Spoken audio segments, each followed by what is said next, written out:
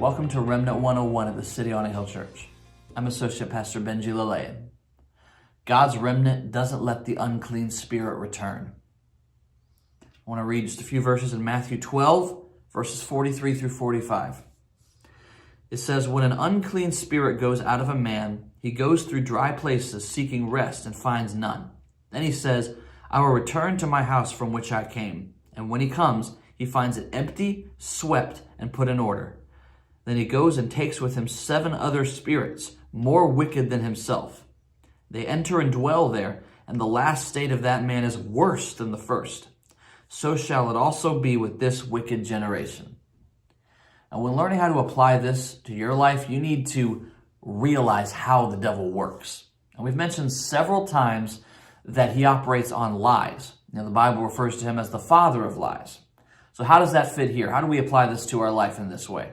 Well, once you've allowed yourself to be cleansed of something unclean, like when you stop doing something sinful in your life, you've removed an unclean spirit from yourself, because we believe that there is a spirit attached to everything. To get you back where he wants you, though, is the devil going to come back at you with the same approach? No, because you've been cleansed and put in order, like the verse that we read says, with the removal of that clean spirit. Because on some level, you now recognize that one unclean spirit and have made no place for it to just step back in so quickly. But the devil does not give up so easily. He's going to use any form of deception and lies to make you believe that going back in that direction is okay. If it takes several other spirits, like the verse that we read says, even if it takes a lot more time, he will divert your attention, appeal to your personal desires, make you start overthinking things and trying to reason yourself into it so that you don't even realize that you're going back in that direction. He is willing to play the long game with lie after lie after lie until you've fallen way back down, putting little pieces out of order just a little bit at a time. He'll even make you convince yourself that you're much more in control now, that you've learned to keep that unclean spirit at bay. But those lies and distractions open up even more doors for evil spirits, and eventually you end up worse than before.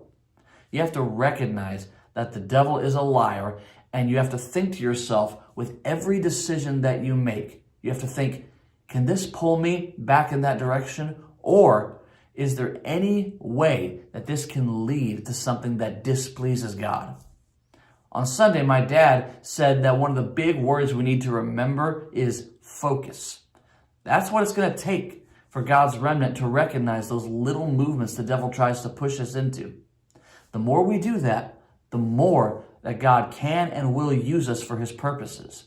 We cannot allow any unclean spirit to get in the way of the greatest purpose, bringing back our Savior Jesus. God bless you.